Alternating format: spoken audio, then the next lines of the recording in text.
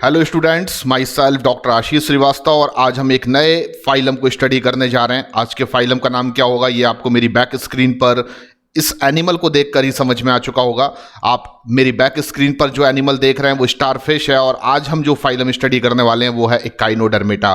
तो तैयार हो जाइए आज के इस नए टॉपिक के लिए, इकाइनोडर्मेटा, जो कि एक बहुत इंपॉर्टेंट फाइलम है एनिमल किंगडम का। और इस फाइलम में हमें क्या क्या स्टडी करना है, इस फाइलम में किन किन कमेंट्स को हमें बहुत ज़्यादा करीब से जानना है, ये सब मैं आपको अपने आज के इस लेक्चर में बताऊंगा। तो सबसे पहले तो आप एक चीज़ का विशेष ध्यान रखिए कि अगर आपने अभी तक मेरे चैनल को सब्सक्राइब नहीं किया है, बार बार रिक्वेस्ट करने पर भी, तो आप सबसे पहले आप मेरे चैनल को सब्सक्राइब कीजिए। अगर आपने मेरा चैनल सब्सक्राइब कर लिया है तो दोबारा उसको कुछ करने की ज़रूरत नहीं है। एंड अगर आपको वीडियोज़ अच्छे लगते हैं तो उसे लाइक करना मत भूलिए, उसे शेयर करना मत भूलिए। और इसी तरह इस नए प्लेटफॉर्म पर मैं आपको बहुत सारे लेक्चर्स देता रहूँगा। आगे भी हम बायोलॉजी के बहुत सारे टॉपिक्स को स्टडी करेंगे। तो आज का जो टॉपिक है उस पर फोकस करना हम स्टार्ट करते हैं। आज का हमारा टॉपिक है इकाइनोडर्मेटा। तो सबसे पहले हम जानते हैं कि आज के इस टॉपिक में हमें क्या क्या पढ़ना है। तो सबसे पहले हम की कंसेप्ट बना लेते हैं। की कंसेप्ट्स में आपको ये समझ में आ जाएगा कि आज के इस लेक्चर में हमें इकाइनोडर्मेटा फाइलम में क्या क्या जानना ज़रूरी है। तो सबसे पहले हम बात करेंगे इंट्रोडक्शन को लेकर। इंट्रोडक्शन का मतलब कि हम बात करेंगे इस फाइलम में आने वाले जो एनिमल्स हैं उनको इकाइनोडर्मेटा फाइलम में क्यों रखा गया, इकाइनोडर्मेटा फाइलम का मीनिंग क्या होता है। इनके पास एंडोस्केलेटन होता है और वो कैल्केरियस ओसिकल्स का मिलकर बना होता है, यानी कि कैल्केरियस ओसिकल से बना होता है, स्मॉल बोन से मिलकर बना होता है। इनके हैबिटेट को लेकर भी कई बार क्वेश्चंस आते हैं क्योंकि they are exclusively marine animals. तो ये सभी बातें मैं आपको बताऊंगा इंट्रोडक्शन वाले पार्ट में। सेकेंड चीज़ जो हमेशा हम अपने हर फाइलम में स्टडी करते हैं, यानी कि 13 कैरेक्टरिस्टिक फीचर। और हम देखेंगे कि आज के हमारे इस फाइलम में, जिसको हम इकाइनोडर्मेटा कह रहे हैं, इसमें 13 कैरेक्टरिस्टिक फीचर्स के बेसिस पर हम इसे किस तरीके से डिफाइन कर सकते हैं।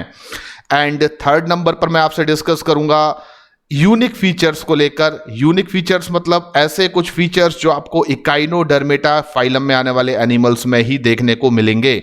तो यूनिक फीचर्स में हम किन किन पर्टिकुलर पॉइंट्स पर डिस्कशन करेंगे मैं आपको बता देता हूं। यूनिक फीचर्स में हम सबसे पहले आपसे बात करेंगे आज के इस लेक्चर में कि ये एनिमल जो है वो एक्सक्लूसिवली मरीन है। और यहां पर एक कंपैरेटिव स्टडी भी मैं आपको देने वाला हूं आज। ये बड़ी अच्छी बात है कि ऐसे कौन से फाइलम हैं जिनमें आने वाले एनिमल्स हमेशा एक्सक्लूसिवली मरीन होते हैं। हमारी एनसीईआरटी ने 3 डिफरेंट फाइलम्स ऐसे हैं जहां पर लिखा हुआ है कि they are exclusively marine animals. तो वो 3 ऐसे कौन से फाइलम हैं जिनमें आने वाले एनिमल्स प्योरली मरीन एनिमल्स होते हैं। यानी कि एक तो हो गया हमारा टीनोफोरा जो कि एक्सक्लूसिवली मरीन एनिमल्स हैं। दूसरा आज का हमारा फाइलम होगा जिसको हम इकाइनोडर्मेटा कहते हैं, क्योंकि यहां पर भी एनसीईआरटी ने लिखा है कि they are exclusively marine animals. And इसके बाद एक और फाइलम आने वाला है जिसको हम बोलेंगे हेमिकॉर्डेटा। और हेमिकॉर्डेटा में भी जो एनिमल्स आते हैं they are also exclusively marine animals. तो हम पहले तो हैबिटेट को लेकर डिस्कशन करेंगे। सेकंड जो एक्सक्लूसिव फीचर्स मैं आपको बताऊंगा वो होगा इनकी बॉडी का शेप। और मैं आपको बता दूं कि इस पर बहुत सारे क्वेश्चंस आ चुके हैं और यहां पर हम इस पॉइंट को नाम दे सकते हैं कि इनका बॉडी का जो शेप होता है वो बहुत ज़्यादा वेरी करता है, उसमें बहुत सारा वेरिएशन देखने को मिलता है। कुछ एनिमल्स इकाइनोडर्मेटा फाइलम के ऐसे हैं जो कि स्टार शेप्ड होते हैं, यानी कि मैं बात कर रहा हूं स्टार फिश की। कुछ एनिमल्स इकाइनोडर्मेटा फाइलम में ऐसे भी होते हैं जिनकी बॉडी का शेप ग्लोब्यूलर होता है। और सी अर्चिन जो है वो इसका बहुत अच्छा एग्जाम्पल है, जिसको इकाइनस के नाम से भी जानते हैं। और तीसरा मैं आपको बताऊं इनकी बॉडी का शेप जो है वो सिलिंड्रिकल भी हो सकता है। और मैं आपको याद कराऊंगा कि सिलिंड्रिकल शेप्ड बॉडी रखने वाले इकाइनोडर्मेटा का बेस्ट एग्जांपल जो एग्जाम में आ सकता है वो है सी कुकुम्बर, जिसको कुकुमारिया भी कहते हैं। तो यहां पर बॉडी शेप में बहुत ज्यादा वेरिएशन आपको देखने को मिलेगा। इस पॉइंट पर मैं आपसे डिस्कस करूंगा तब जब मैं आपको पढ़ाऊंगा यूनिक फीचर। एंड तीसरी चीज जो मैं यूनिक फीचर में आपसे डिस्कस करूंगा वो होगा एक्सक्रीटरी सिस्टम के बारे में, क्योंकि यहां पर आपको बहुत ध्यान रखना होगा।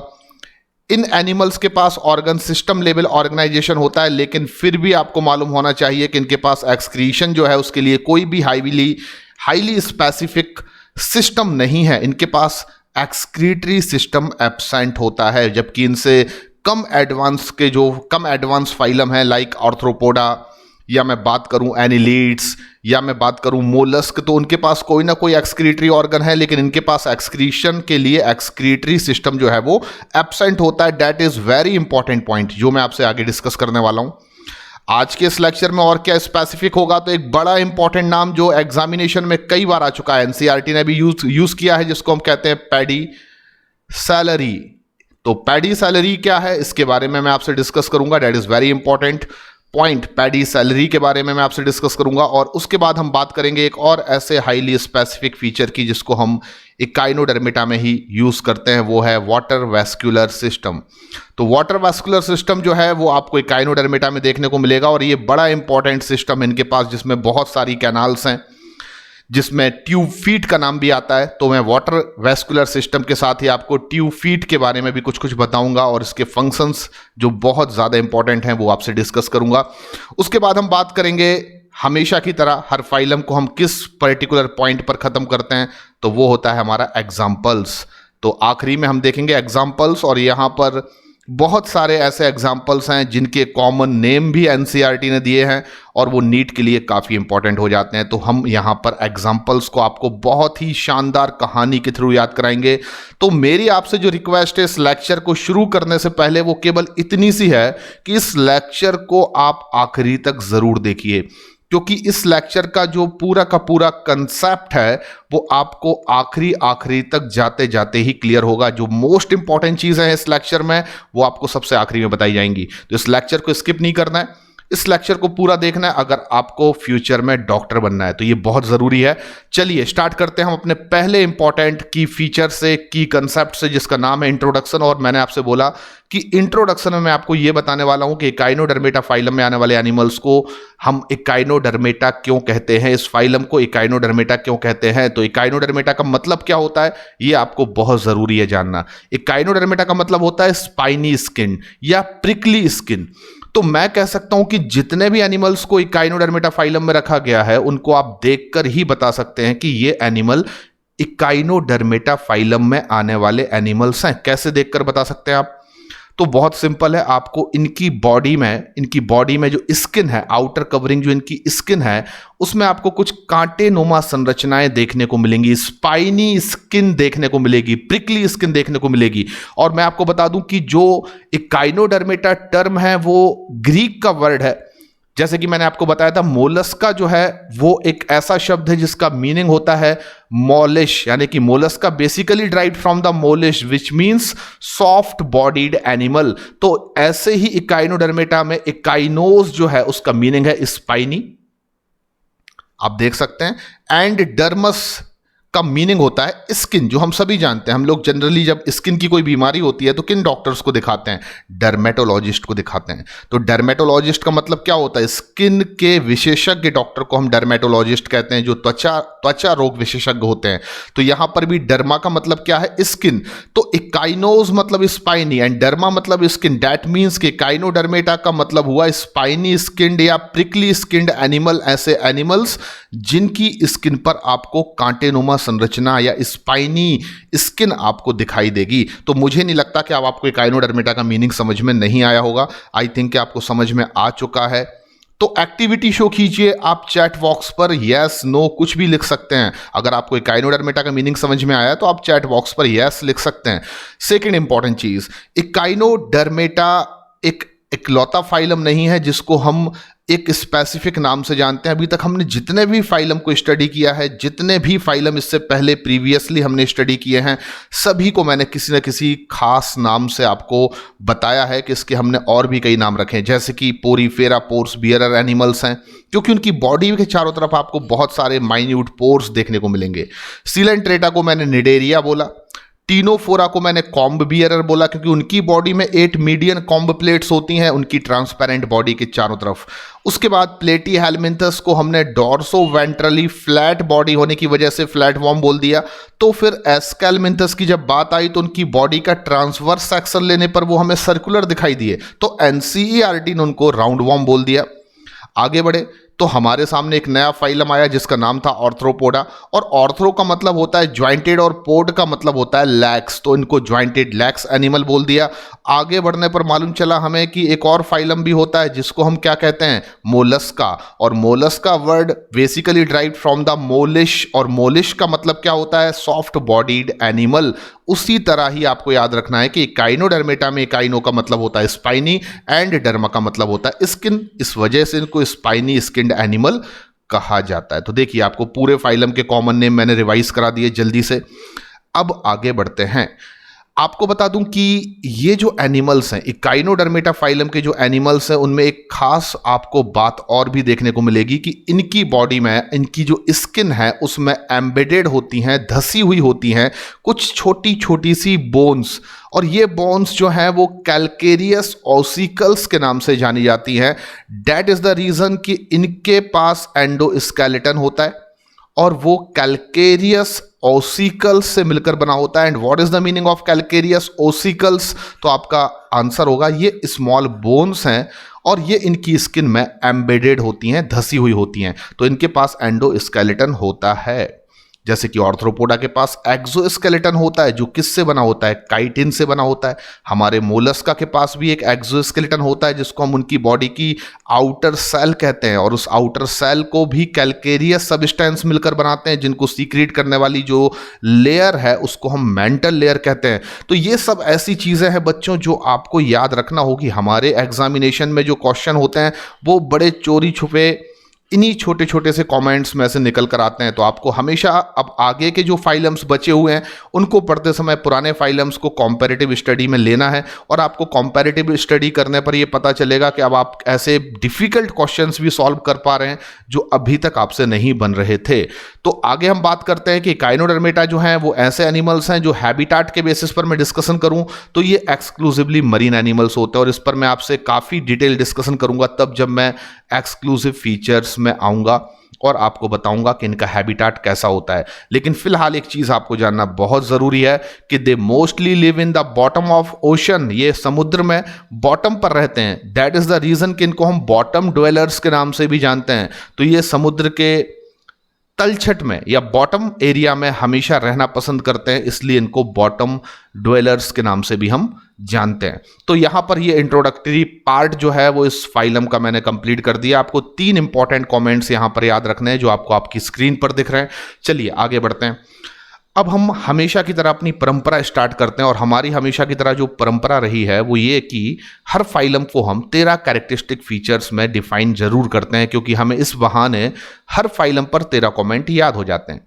ऐसे सभी स्टूडेंट्स से मैं रिक्वेस्ट करना चाहता हूं जो मेरे लेक्चर को पहली बार देख रहे हैं, जो एनिमल किंगडम को पहली बार मुझसे पढ़ रहे हैं, कि वो सबसे पहले 13 कैरेक्टरिस्टिक फीचर्स को समझने के लिए मेरे प्रीवियस लेक्चर्स को मेरे यूट्यूब चैनल पर जरूर देखें, क्योंकि उन 13 कैरेक्टरिस्टिक फीचर्स पर बेस्ड सेपरेट 13 लेक्चर्स को देखने के बाद आपकी जिंदगी इस एनिमल किंगडम चैप्टर को पढ़ने के पॉइंट ऑफ व्यू से बहुत ज़्यादा आसान बनने वाली है। कारण क्या है, क्योंकि आप जब 13 कैरेक्टरिस्टिक फीचर्स को पढ़ेंगे तो आप हर फाइलम पर कम से कम 13 कमेंट उसी तरह लिख सकते हैं जैसे कि बाकी सभी स्टूडेंट्स लिख रहे हैं जिन्होंने मेरे उन लेक्चर्स को देखा है। तो आज मैं स्टार्ट करता हूं कि वो 13 कैरेक्टरिस्टिक फीचर जो इकाइनोडर्मेटा के लिए हमें लिखना है उसमें सबसे पहला है लेवल ऑफ ऑर्गेनाइजेशन, और इसको हम ग्रेड ऑफ ऑर्गेनाइजेशन कहते हैं। और यहां पर बिना टाइम को बर्बाद किए मैं लिख सकता हूं ऑर्गन सिस्टम लेवल ऑर्गेनाइजेशन। तो ये कोई चमत्कार नहीं है, ये सभी को याद है कि इनमें ऑर्गन सिस्टम लेवल ऑर्गेनाइजेशन होता है। और मैंने पहले बताया है आपको कि organ system level organisation start हो जाता है फ्रॉम एस्केलमिंथस, और ये चलता है आखिरी तक जब तक कि हम कॉर्डेटा तक नहीं आ जाते। अगला कैरेक्टरिस्टिक फीचर है हमारा बॉडी सिमेट्री। और देखिए जहां जहां मैंने स्टार लगा रखा है आज के लेक्चर में, जहां जहां जिस भी कैरेक्टरिस्टिक फीचर पर आपको स्टार लगा दिख रहा है, यानी कि वहां पर आपको कुछ विशेष ध्यान रखने की जरूरत है। वैसे तो हम बॉडी सिमेट्री की बात करते हैं तो हम बहुत ही कॉमन से वे में बोल देते हैं कि प्लेटी हेलमिंथस से लेकर कॉर्डेटा तक जितने भी एनिमल्स आते हैं उन सब की बॉडी सिमेट्री बाइलेटरल होती है, पर मैंने यहाँ पर स्टार लगा रखा है। इसका मीनिंग है कि यहाँ पर आपको सतर्क रहना होगा। मैं आपको बता दूं कि इकाइनोडर्मेटा की बॉडी सिमेट्री को डिफाइन करने से पहले आपको हमेशा याद रखना है कि जो ऐसे इकाइनोडर्मेटा हैं जो लार्वल स्टेजेस में है, यानी इकाइनोडर्मेटा का जो लार्वा होता है उसकी बॉडी सिमेट्री अलग है, जबकि ऐसे इकाइनोडर्मेटा एनिमल्स जो एडल्ट स्टेज में है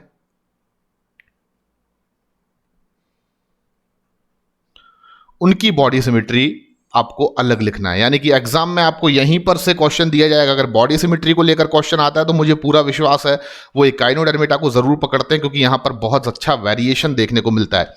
इकाइनोडर्मेटा का जो लार्वा होता है, उसमें आपको हमेशा याद रखना है कि उसकी बॉडी की सिमेट्री जो है वो बाइलेटरल होती है, जबकि इकाइनोडर्मेटा का जो एडल्ट है उसकी बॉडी की सिमेट्री जो है वो रेडियल होती है।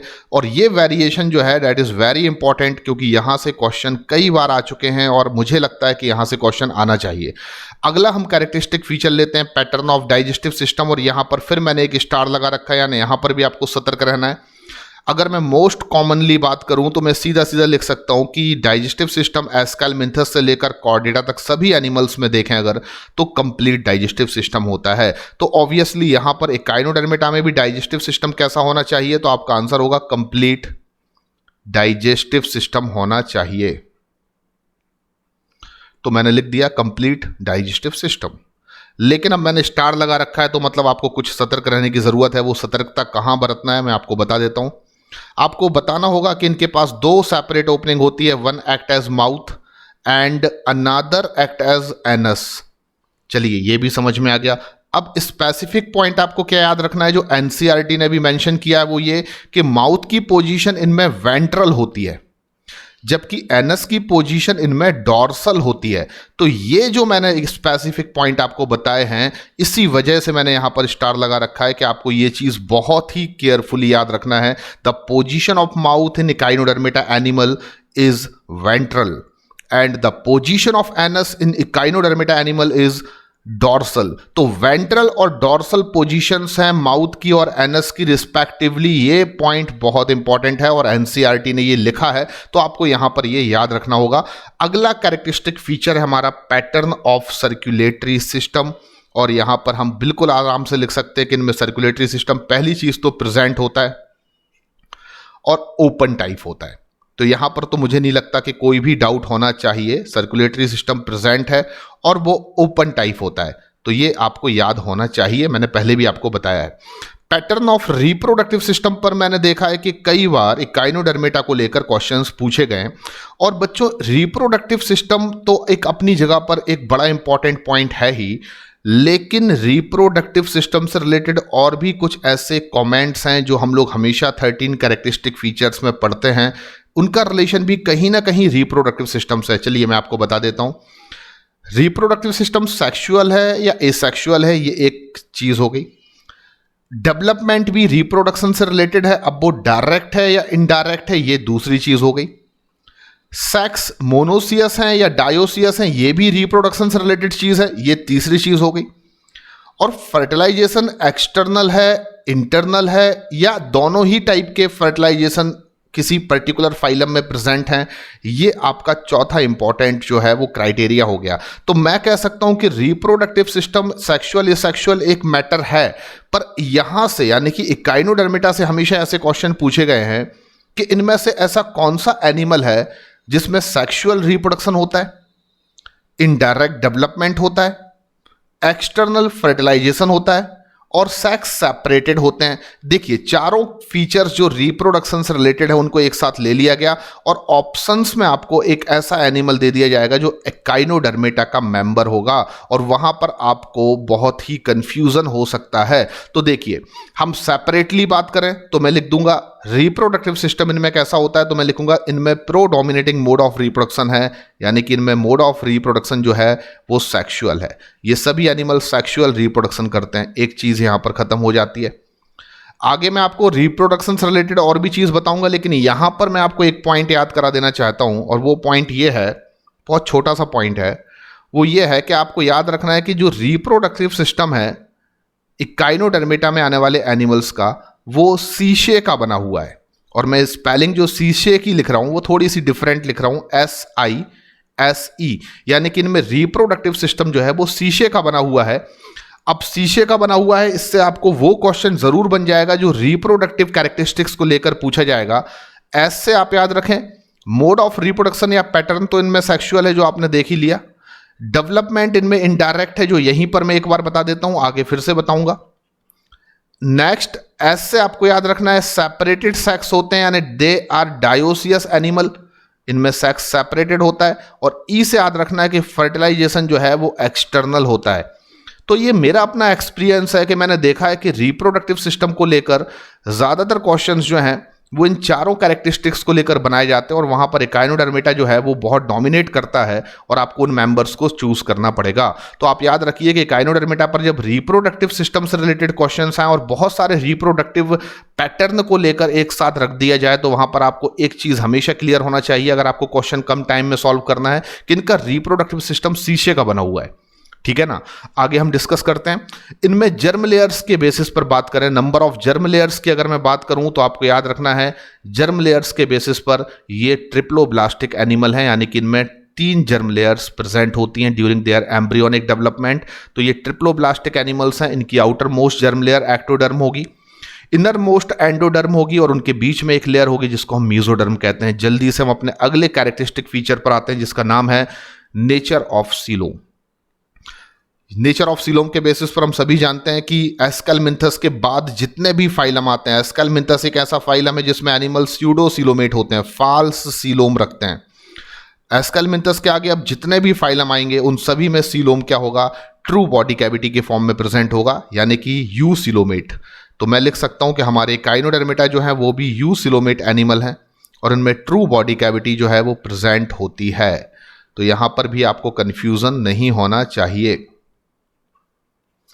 अगली इंपॉर्टेंट चीज, presence and absence of segmentation. तो मैं लिख दूंगा ये अनसेगमेंटेड एनिमल है, यानी इनमें सेगमेंटेशन प्रेजेंट नहीं होगा। तो या तो मैं लिख सकता हूं अनसेगमेंटेड, या मैं लिख सकता हूं सेगमेंटेशन इनमें एब्सेंट होगा।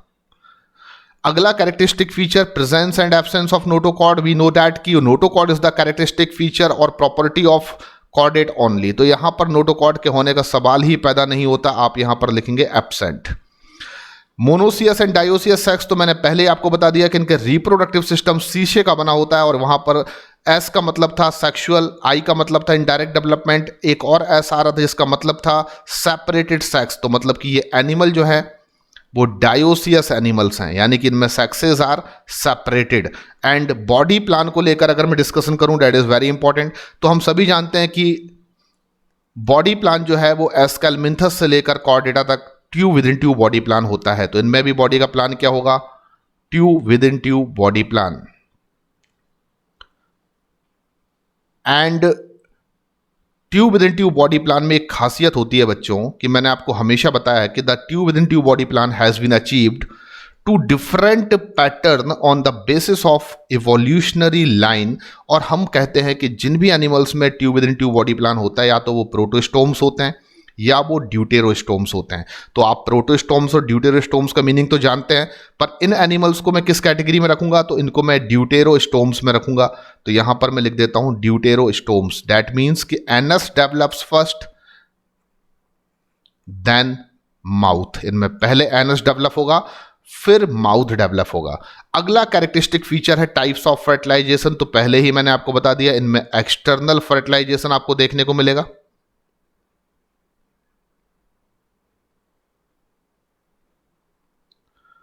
एंड उसके बाद मैं बात करूं अगर अगले कैरेक्टरिस्टिक फीचर की, तो अगला कैरेक्टरिस्टिक फीचर हमारा होना चाहिए टाइप्स ऑफ डेवलपमेंट। और टाइप्स ऑफ डेवलपमेंट के बेसिस पर मैंने आपको पहले ही बताया है कि इनमें डेवलपमेंट कैसा होगा, इनडायरेक्ट। तो आपने कंप्लीट कर लिए 13 important characteristic feature echinodermata phylum के। यहां तक हमने जो भी इंफॉर्मेशन आपको दी वो सब बहुत इंपॉर्टेंट है। आपको स्पेसिफिकली ध्यान रखना है कि इनमें डाइजेस्टिव सिस्टम होता है, कंप्लीट डाइजेस्टिव सिस्टम होता है, माउथ भी होता है, एनस भी होता है as a separate opening, but mouth की जो पोजीशन है वो वेंट्रल है और एनस की जो पोजीशन है वो डॉर्सल है। ये आपको यहां पर ध्यान रखना है। इसके अलावा आपको मैंने बताया कि इनमें बॉडी सिमेट्री लार्वा के पास जो है वो बाइलेटरल है, पर अगर हम बात करें इनके एडल्ट की, तो एडल्ट की बॉडी सिमेट्री जो होती है वो रेडियल होती है। तो ये एक इंपॉर्टेंट पॉइंट है जो आपको हमेशा याद रखना है। एक्सक्लूसिव या यूनिक फीचर्स ऑफ मोलस्का को लेकर अगर मैं आपसे डिस्कशन करूं तो यहां पर हमें ज़्यादा लोड लेने की ज़रूरत नहीं है, बस आपको याद रखना है कि they are exclusively marine animals and free living. इसका मतलब क्या हुआ? इसका मतलब साफ है कि ये नॉन पैरासिटिक हैं। कोई भी ऐसा एनिमल आपको देखने को नहीं मिलेगा इकाइनोडर्मेटा फाइलम में जो पैरासिटिक नेचर का हो, यानी कि all animals are free living. सभी के सभी एनिमल्स कैसे हैं? फ्री लिविंग है। कोई भी एनिमल आपको ऐसा देखने को नहीं मिलेगा जिसका हैबिटाट जो है वो टेरेस्ट्रियल हो, यानी कि जितने भी एनिमल्स हैं वो एक्वाटिक हैं, और एक्वाटिक होने के साथ साथ वो एक्सक्लूसिवली मरीन एनिमल्स हैं, यानी कि केवल और केवल आपको ये एनिमल्स जो हैं वो सी वाटर में या समुद्र में देखने को मिलेंगे, यानी कि दे आर एक्सक्लूसिवली मरीन। तो ये तीनों चीज़ों का कॉम्बिनेशन यहाँ पर इन एनिमल्स को काफ़ी स्पेसिफिक बताता है। They are totally free living animals. इनमें से कोई भी एनिमल ऐसा नहीं है जो पैरासिटिक हो, ना तो एक्टो और ना ही एंडो पैरासाइट। और ये केवल और केवल मरीन एनिमल्स हैं, कभी आपको फ्रेश वाटर में देखने को नहीं मिलेंगे।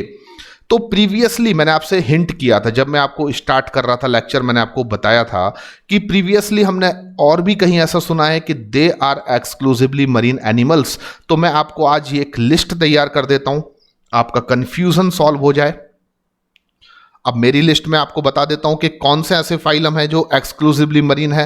तो नंबर 1 टीनोफोर्स। टीनोफोर्स जो एनिमल है या टीनोफोरा जो फाइलम है वो पहला फाइलम है जो कि पूरी तरह से मरीन एनिमल्स को रखता है। दूसरा आज का हमारा फाइलम जिसको हम इकाइनोडर्मेटा कह रहे हैं, इस फाइलम में आने वाले 100% एनिमल्स जो हैं वो मरीन एनिमल्स हैं और लिखा हुआ है एक्सक्लूसिवली मरीन। और तीसरा फाइलम जो आने वाला है अगले हमारे लेक्चर में जिसका नाम होगा हेमिकॉर्डेटा, तो ये भी ऐसे एनिमल्स हैं जो पूरी तरह से मरीन एनिमल्स होते हैं। तो आज से आप याद रख लीजिए, अगर कभी भी आपसे क्वेश्चन में पूछा जाए कि इनमें से कौन से फाइलम ऐसे फाइलम्स हैं जो एक्सक्लूसिवली मरीन एनिमल्स को रखते हैं, तो आपका आंसर जो है वो इन एनिमल्स फाइलम को सिलेक्ट करके ही आप दे पाएंगे। तो आप तीनों के नाम याद रखिए, ये तीनों के तीनों ऐसे फाइलम हैं जिसमें आने वाले एनिमल्स जो हैं वो एक्सक्लूसिवली मरीन एनिमल हैं। बार बार मैं आपको बता रहा हूं, ये बहुत इंपॉर्टेंट क्वेश्चन है। तो पूरी तरह से एक्सक्लूसिवली मरीन एनिमल्स रखने वाले phylum ctenophores number 1, Echinodermata number 2, और नंबर 3 पर आपको याद रखना है हेमिकॉर्डेटा। ठीक है ना। आगे बात करते हैं हम बॉडी शेप्ड वेरीज, यानी कि इन एनिमल्स की एक और बड़ी एक्सक्लूसिव प्रॉपर्टी है, और वो प्रॉपर्टी है कि इन एनिमल्स की जो बॉडी का शेप है, जो इनके शरीर का आमाप है, आकृति है, वो बहुत ज़्यादा वेरिएशन रखती है। अब मैं बताऊं वेरिएशन क्या है। तो हमारी बुक में लिखा हुआ है कि ये स्टार लाइक शेप्ड हो सकते हैं, ये सिलिंड्रिकल शेप्ड हो सकते हैं, ये ग्लोब्यूलर शेप्ड हो सकते हैं। ये 3 डिफरेंट शेप के एनिमल्स तो आपको मोस्ट अबंडेंटली देखने को मिलेंगे। अब हम ये कैसे याद करें, यहां पर क्वेश्चन कैसा आने वाला है?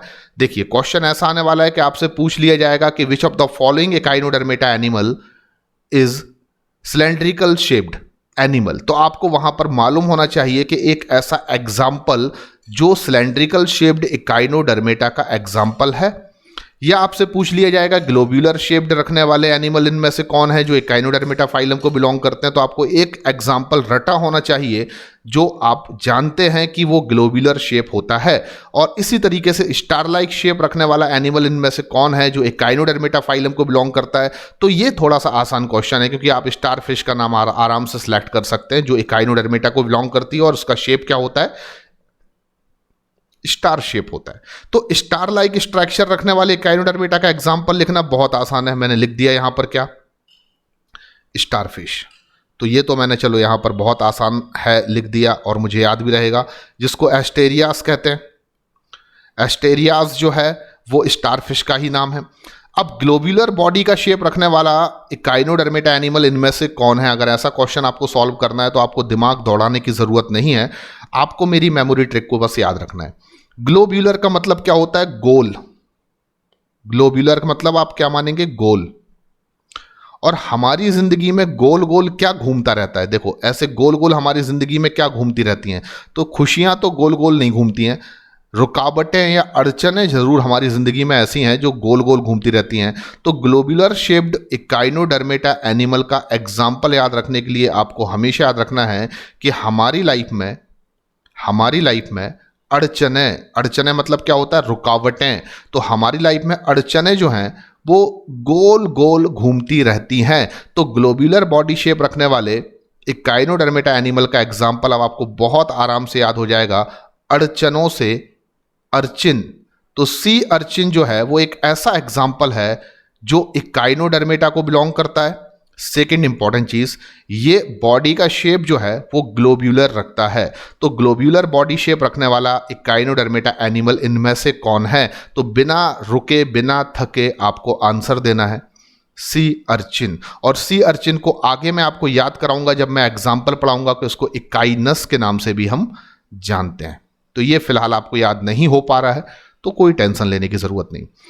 सिलेंड्रिकल शेप्ड बॉडी रखने वाला इकाइनोडर्मेटा का एग्जाम्पल आपको कैसे याद रखना है तो मैं आपको बता देता हूं। सिलेंड्रिकल शेप्ड क्या होता है? तो कुकुम्बर होता है। कुकुम्बर आप सभी ने खाया होगा, अगर नहीं खाया है किसी ने तो भाई चैट बॉक्स पे लिख दो, मैं उसको भिजवा देता हूं। तो कुकुम्बर कैसा होता है? सिलेंड्रिकल शेप्ड होता है। और कुकुम्बर सिलेंड्रिकल शेप्ड होता है, इससे आपको याद रखना है कि सी कुकुम्बर जो है वो एक ऐसा इकाइनोडर्मेटा एनिमल है जिसकी बॉडी का जो शेप है वो सिलेंड्रिकल होता है। सी कुकुम्बर को एक और भी नाम से जानते हैं हम, कुकुमारिया। तो आगे मैं आपको यह भी याद कराऊंगा कि कुकुमारिया सी कुकुम्बर का ही कॉमन नेम है। फिलहाल आपने याद रख लिया कि वेरियस शेप के बॉडी रखने वाले या वेरियस बॉडी शेप रखने वाले इकाइनोडर्मेटा एनिमल्स जो हैं उनकी बॉडी का शेप हो सकता है स्टार लाइक, ग्लोब्यूलर या सिलेंड्रिकल। स्टार लाइक का एग्जांपल स्टार फिश है क्योंकि स्टार से याद रहेगा। ग्लोब्यूलर मतलब कि गोल गोल, मतलब हमारी जिंदगी में गोल गोल घूमती हैं अड़चनें, यानी कि सी अर्चिन। और सिलेंड्रिकल शेप्ड होती है कुकुम्बर, तो सी कुकुम्बर या कुकुमारिया जो है वो एक ऐसा इकाइनोडर्मेटा एनिमल है जिसकी बॉडी का शेप सिलेंड्रिकल होता है। आगे बढ़ते हैं। मैंने आपसे स्टार्टिंग में बोल दिया कि ये ऐसे एनिमल्स हैं जिनमें एक्सक्रीटरी सिस्टम एब्सेंट होता है। ये बहुत इंपॉर्टेंट पॉइंट है बच्चों, आप हमेशा याद रखिए, क्योंकि अभी हम जो फाइलम पढ़ रहे हैं वो पुराने फाइलम में जो एनिमल्स को स्टडी किया है उनसे ज़्यादा एडवांस है, लेकिन फिर भी इनके पास एक्सक्रीटरी सिस्टम एब्सेंट होता है।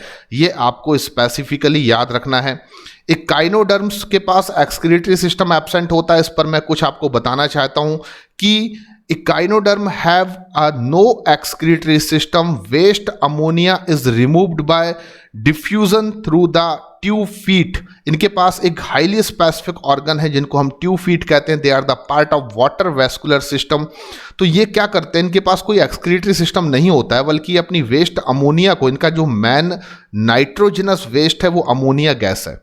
आप ये चीज़ याद रख सकते हैं, अमोनिया के फॉर्म में अपने नाइट्रोजनस वेस्ट को बॉडी से रिमूव करते हैं, और वो नाइट्रोजनस वेस्ट जो अमोनिया है वो इनकी बॉडी से डिफ्यूजन द्वारा, किसके द्वारा? डिफ्यूजन द्वारा।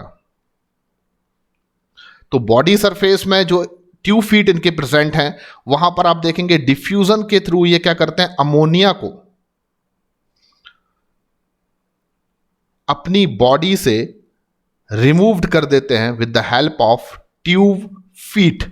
तो मैं ये नहीं कह सकता हूं कि इनके पास कोई स्पेसिफिक एक्सक्रीटरी ऑर्गन है, बल्कि ये देखा जाए तो बॉडी सरफेस से, पर अपनी होल बॉडी सरफेस से नहीं, स्पेसिफिकली अपने ट्यूब फीट से डिफ्यूजन के थ्रू अमोनिया गैस को एक्सक्रीट कर देते हैं, और इनके पास कोई भी एडवांस एक्सक्रीटरी सिस्टम प्रेजेंट नहीं होता है। अब यहां पर एक इंपॉर्टेंट चीज ये आ जाती है कि आपको एक्सक्रीटरी सिस्टम पर प्रीवियस सभी फाइलम में हमने क्या बताया है ये आपको बार बार रिवाइज कराता हूं, क्योंकि यहां से भी क्वेश्चन आ सकते हैं। कॉम्पेरेटिव क्वेश्चंस जब आते हैं तो वहां पर हमें मालूम होना चाहिए कि हर एक फाइलम में एक्सक्रीशन के लिए क्या फैसिलिटी है। फॉर एग्जाम्पल कि पोरीफेरा, सिलेंट्रेटा और टीनोफोरा तो बॉडी सरफेस से एक्सक्रीशन कर रहे हैं। प्लेटीहेलमिंथस के पास एक बड़ी स्पेसिफिक सेल्स हैं जिनको हम फ्लेम सेल्स कहते हैं, ये आपको याद है। एस्केलमिंथस के पास एक्सक्रीटरी ट्यूब है जिसकी वजह से ये एक्सक्रीशन कर सकते हैं। एनिलीड्स के पास नेफ्रीडियम या नेफ्रीडिया है जिससे ये एक्सक्रीशन कर सकते हैं, तो इनके पास क्या है, नेफ्रीडियम या नेफ्रीडिया। आर्थ्रोपोडा की बात की जाए अगर, तो आर्थ्रोपोडा के पास माल पीघियन ट्यूब्यूल्स हैं जिससे ये क्या कर सकते हैं, एक्सक्रीशन कर सकते हैं। मोलस्क के पास बहुत सारे वेरिएशन में ऑर्गन हो सकते हैं, जैसे कि फेदर लाइक गिल्स जो रेस्पिरेशन के साथ साथ एक्सक्रीशन का भी काम करते हैं। कुछ मोलस्क के पास कैबर्स ऑर्गन होते हैं जो मैंने आपको अपने पास्ट लेक्चर में बताया है, कैबर्स ऑर्गन। और कुछ मोलस्क ऐसे भी हैं जिनके पास ऑर्गन ऑफ बोजानस होता है। तो ऑर्गन ऑफ बोजानस बेसिकली एक एक्सक्रीटरी ग्लैंड है जो कुछ मोलस्क में आपको देखने को मिल जाएगी।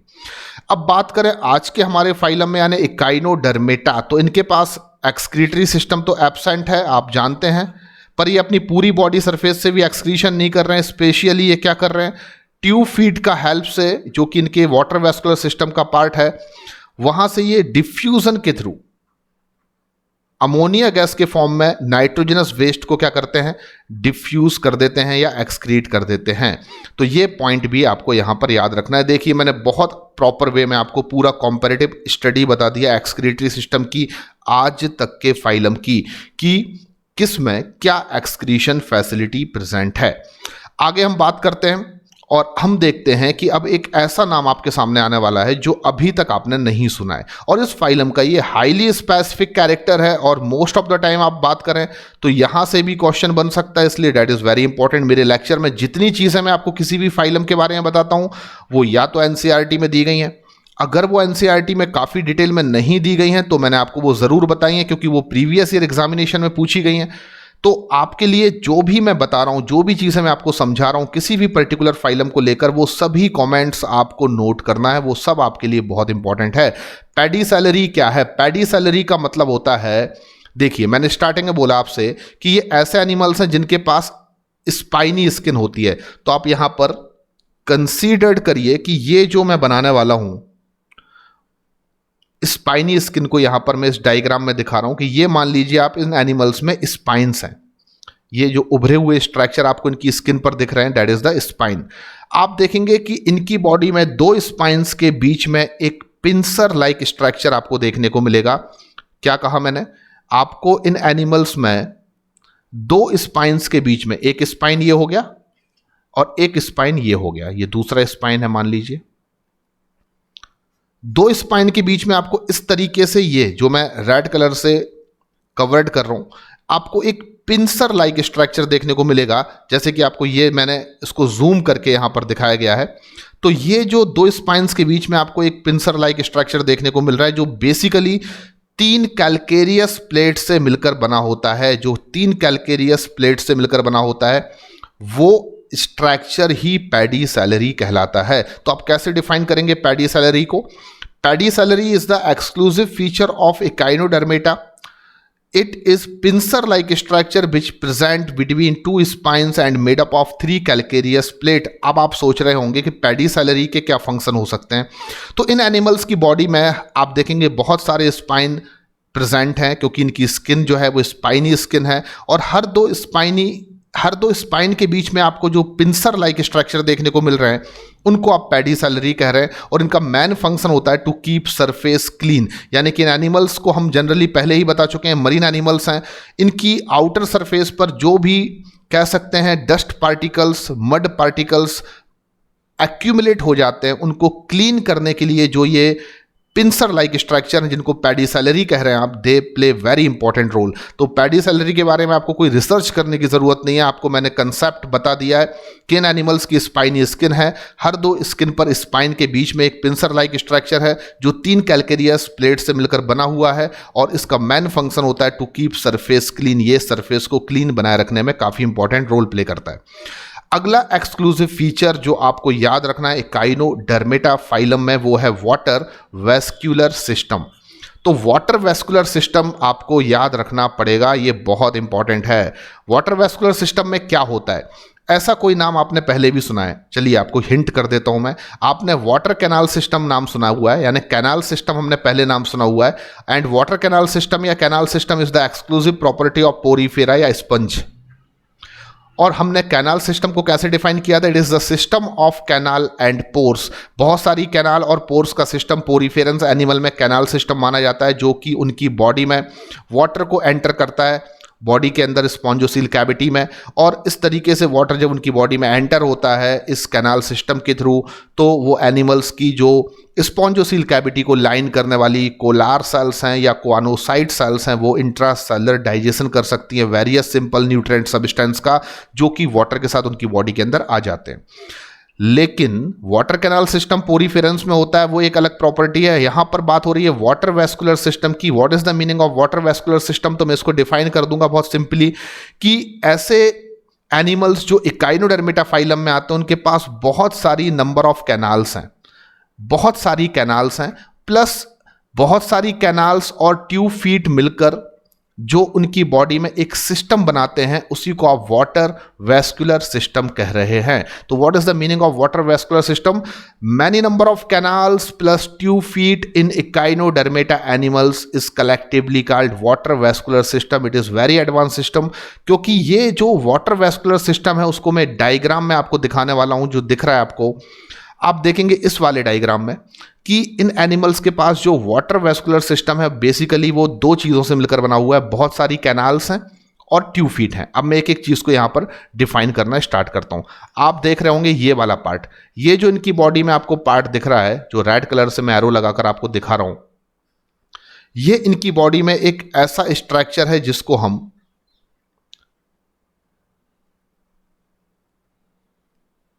मैड्रीपोराइट के नाम से जानते हैं। तो मैड्रीपोराइट इनकी बॉडी में आपको ये एक स्ट्रक्चर देखने को मिलेगा।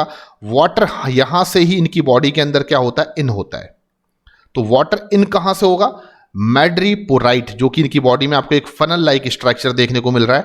देन ये वाटर जो मैड्रीपोराइट से बॉडी के अंदर जाता है वो एक कैनाल के थ्रू बॉडी के अंदर एंटर कर जाएगा, और इसको मैं स्टोन कैनाल कह सकता हूं। आप बस समझते चलिए, आपको ये कुछ भी याद रखने की जरूरत नहीं पड़ेगी। यानी कि इनकी बॉडी में बहुत सारी कैनाल है, मैंने स्टार्टिंग में बोल दिया। तो एक तो इनकी बॉडी में क्या है, मैड्रीपोराइट, जो कि इनकी बॉडी में वाटर यहां से इन होता है, एक फनल लाइक स्ट्रक्चर है। उसके बाद ये जो फनल लाइक स्ट्रक्चर मैड्रीपोराइट है वो जुड़ा होता है एक कैनाल से, जिसको हम स्टोन कैनाल कहते हैं। स्टोन कैनाल आप देख सकते हैं, ये स्टोन कैनाल वाटर को लेकर जाती है इनकी बॉडी के अंदर, और इनकी बॉडी में आप देखेंगे मिडिल पार्ट में एक और कैनाल प्रेजेंट होती है। सराउंडिंग पूरी बॉडी के मिडिल पार्ट में एक रिंग लाइक स्ट्रक्चर प्रेजेंट होता है, जिसको हम रिंग कैनाल के नाम से जानते हैं। तो एक और कैनाल मैंने यहां पर बना दी, that is the ring canal. अब आप देखेंगे रिंग कैनाल से बहुत सारी ब्रांचिंग कैनाल्स निकली होती हैं। यानी कि यहां पर रिंग कैनाल से आप देख रहे हैं कि ये ब्रांच निकली हुई है, एक यहां पर ये ब्रांच निकली हुई है, एक यहां पर ये ब्रांच निकली हुई है, और यहां पर एक ये ब्रांच निकली हुई है। चलिए हाईलाइट करके दिखा देता हूं। तो आप देख सकते हैं, अब मैं येलो कलर से हाईलाइट कर रहा हूं। ये जो रिंग कैनाल से बहुत सारी ब्रांच निकली हुई है, स्पेसिफिकली मैं स्टारफिश की अगर बात करूं तो इन कैनाल्स को जो रिंग कैनाल से अटैच होती हैं या रिंग कैनाल से इमर्ज होती हैं, उनको हम एक और नया नाम दे सकते हैं, और उनको हम लोग जनरली रेडियल कैनाल के नाम से जानते हैं। तो एक और कैनाल मैंने यहां पर बना दी, that is the radial canal. अब जब आप देखेंगे रेडियल कैनाल यहां पर गई हुई है, तो आप रेडियल कैनाल को देखेंगे कि वो लेटरल पोजीशन में, यानी हर रेडियल कैनाल, जैसे कि ये मान लीजिए रिंग कैनाल है, रिंग कैनाल से ये रेडियल कैनाल निकली हुई है। रेडियल कैनाल लेटरल पोजीशन पर, यानी कुछ इस तरीके से ब्रांचिंग कर लेती है।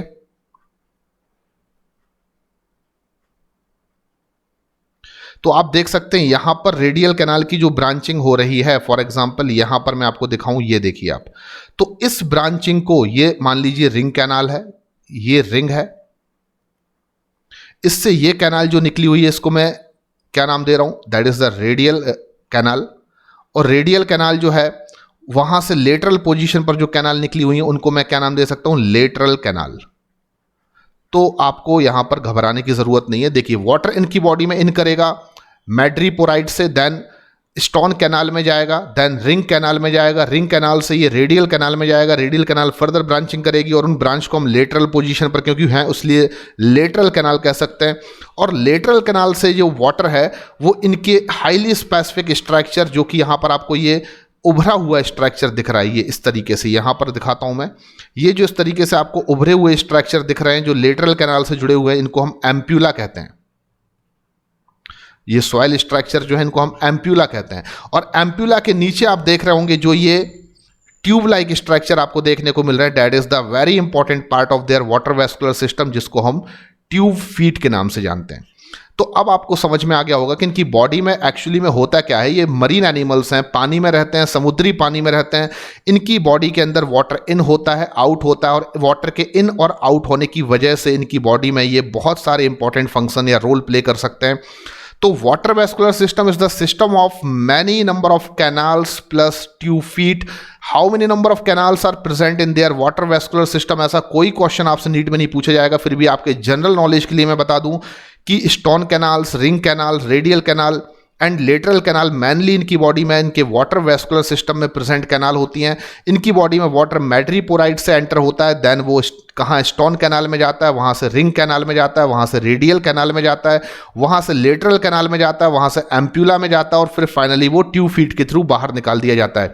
तो इनकी बॉडी में वाटर के अंदर जाने और वाटर के एग्जिट होने की वजह से ये बहुत सारे इंपॉर्टेंट रोल प्ले कर सकते हैं, और वो जो भी रोल प्ले कर सकते हैं वो they are the function of water vascular system.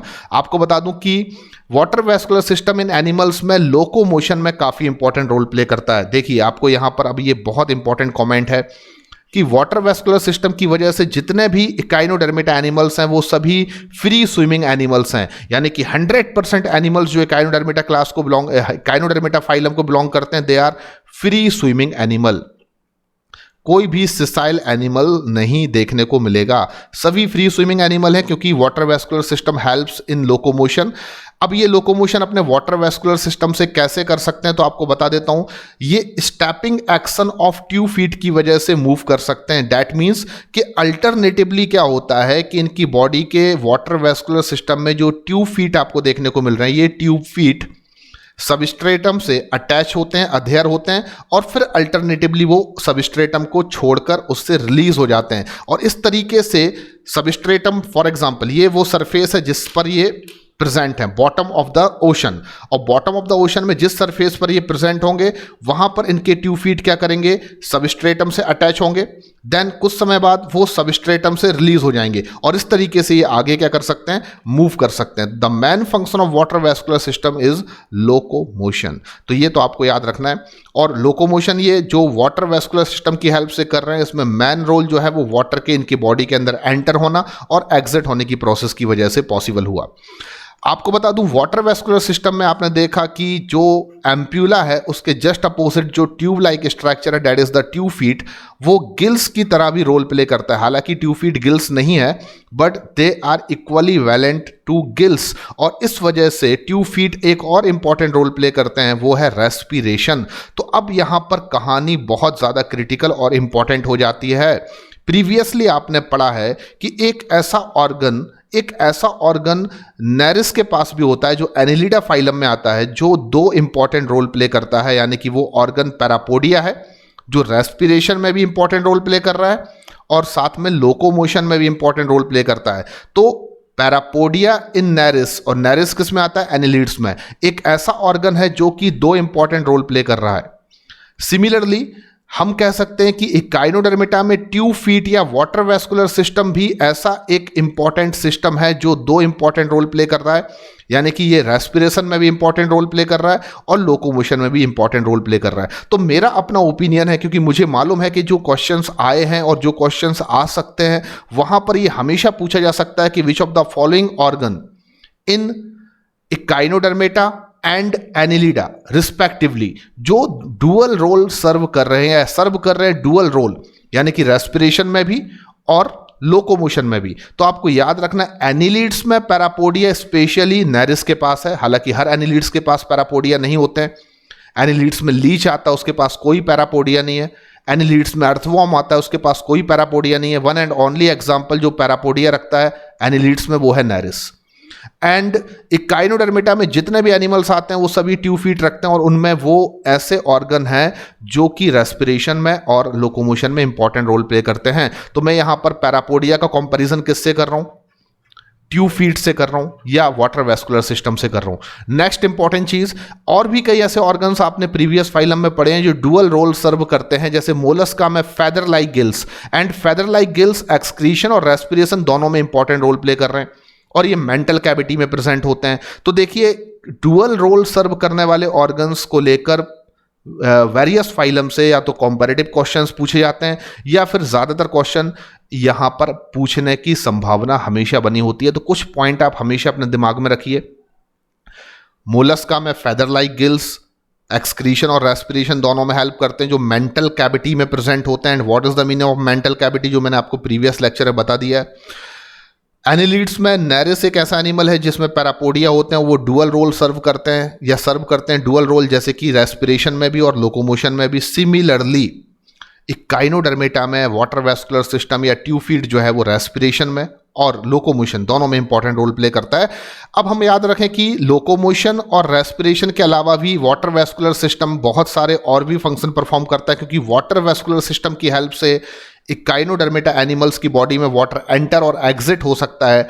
तो ये कहीं ना कहीं ट्रांसपोर्टेशन ऑफ फूड में भी काफ़ी इंपॉर्टेंट रोल प्ले करता है।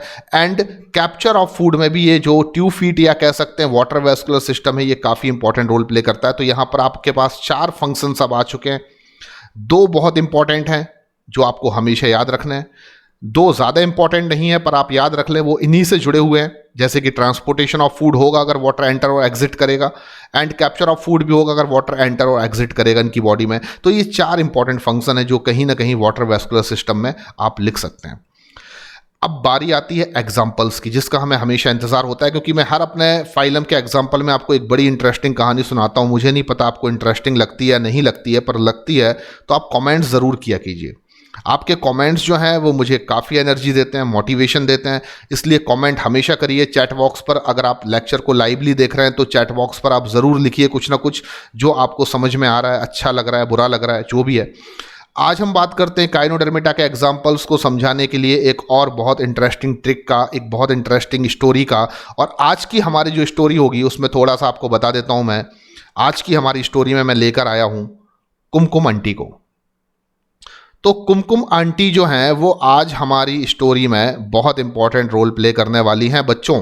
तो हमारी पुरानी स्टोरीज़ भी आपने सुनी है, कभी विलन होता है, हीरोइन होती है, कभी हीरो होता है, हीरोइन होती है, कभी ललिता बॉम्बे से आ रही होती है, उसकी मम्मी बोल रही होती है कि स्टोर से बटर पहले मत लाना, हीरो फेरे के टाइम होता नहीं है, भाग जाता है।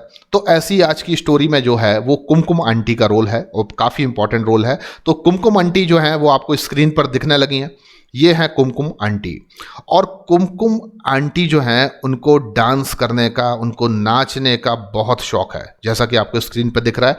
लेकिन आपने ये तो कुमकुम आंटी के केवल एक पक्ष को देखा है। कुमकुम आंटी घर में एक बहुत अच्छी हाउसवाइफ हैं, उनके शौक हैं कि वो डांस करें और डांस के लिए उनने काफ़ी ऑडिशन भी दिए हुए हैं, लेकिन उनका सिलेक्शन किसी वजह से नहीं हो पाया।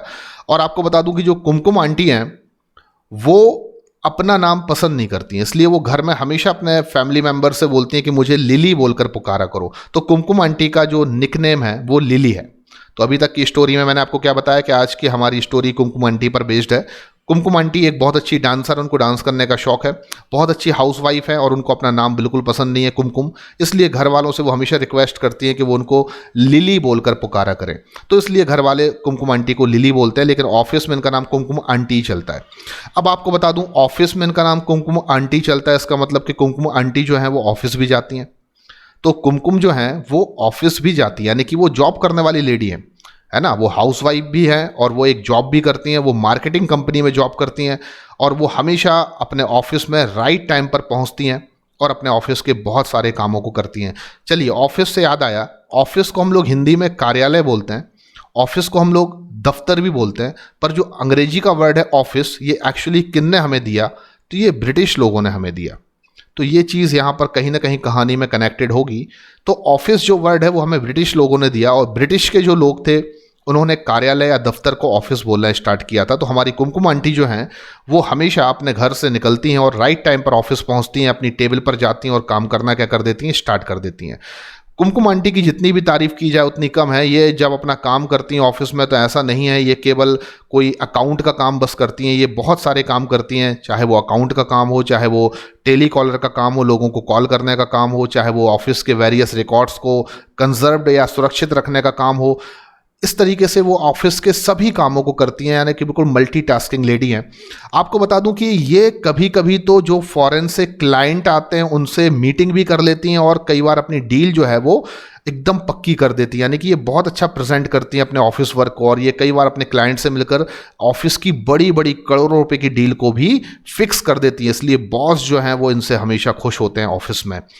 आपको बता दूं कि कुमकुम आंटी ऐसा नहीं है कि हाउसवाइफ हैं या ऑफिस में बहुत अच्छा काम करने वाली लेडी हैं, ये बहुत अच्छी लड़ाकू लेडी भी हैं। अगर कोई भी इंसान इनको छेड़ने की कोशिश करता है, आंखें दिखाता है, तो ये उसको तीर से डरा देती हैं, यानी कि ये डरने वाली लेडी नहीं है, लड़ने में भी ये एक्सपर्ट हैं।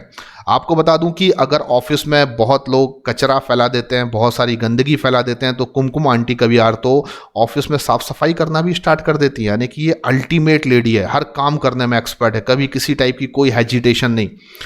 और मैं आपको बता दूं कि जब ये ऑफिस से घर वापस जाती हैं, तो घर में भी ये फ्री टाइम में अपने ऑफिस का काम करना स्टार्ट कर देती हैं, यानी कि घर में भी ये अगर फ्री है तो अपने ऑफिस का काम खोल लेती हैं और वो करना स्टार्ट कर देती है, यानी कि बहुत ही ज़्यादा कहा जाए तो समर्पित प्रकार की लेडी हैं।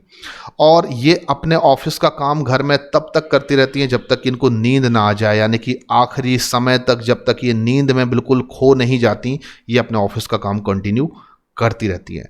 तो यार कुमकुम आंटी की इतनी सारी तारीफ़ें आपने सुनी कि वो एक अच्छी हाउसवाइफ हैं, टाइम पर ऑफिस जाती हैं, ऑफिस के बहुत सारे काम करती हैं, ऑफिस के कचरे को साफ करना भी उनको अच्छा लगता है, बहुत सारे फॉरेन के क्लाइंट से मिलकर डील फिक्स कर देती हैं, लड़ने में भी एक्सपर्ट हैं।